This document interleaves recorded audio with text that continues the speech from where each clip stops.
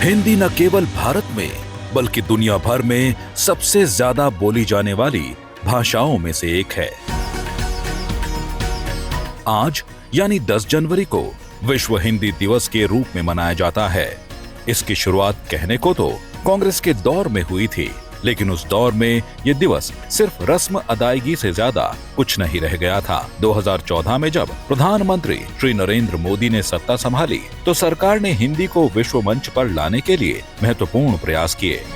भारत की आधिकारिक भाषा को मोदी सरकार ने घरेलू स्तर पर भी बढ़ावा दिया। मोदी सरकार हिंदी के विकास की ओर कदम बढ़ाते हुए विभिन्न प्रोफेशनल कोर्सेज को हिंदी भाषा में भी पढ़ाने पर जोर दे रही है। MBBS और बीटेक की पढ़ाई हिंदी में भी संभव हो पाई है। मोदी सरकार के कार्यकाल में राजभाषा विभाग द्वारा CDEC के सहयोग से तैयार किए गए learning Indian language with artificial intelligence Leela mobile app भी बनाया गया है। इस ऐप पर लोग आसान तरीके से हिंदी भाषा को समझ और सीख सकते हैं। इसके अलावा भी सरकार कई अन्य डिजिटल तरीकों को भी प्रमोट कर रही है। मोदी जी के मार्गदर्शन में सरकार और जनता के बीच भारतीय भाषाओं में संवाद स्थापित कर जन कल्याणकारी योजनाओं को प्रभावी तौर पर लागू किया जा रहा है, जिससे सरकार और जनता के बीच संबंध और संवाद में बढ़ोतरी हुई है।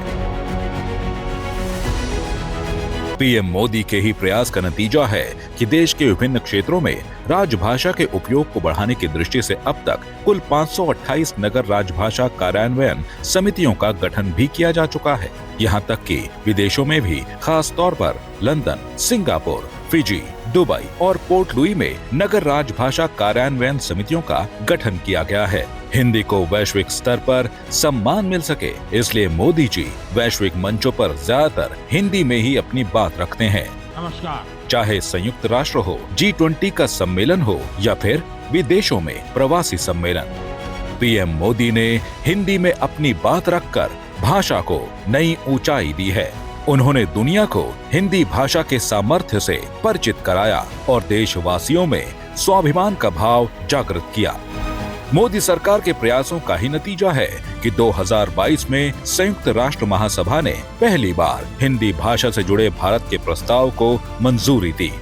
आजादी के अमृतकाल में देश पंच प्राणों में शामिल विरासत पर गर्व और गुलामी की मानसिकता से मुक्ति के भाव के साथ विकास के पथ पर अग्रसर है। हिंदी की प्रगति हमारे राष्ट्र के मूल्यों के प्रसार के साथ साथ विश्व बंधुत्व के भाव से भी जुड़ी हुई है।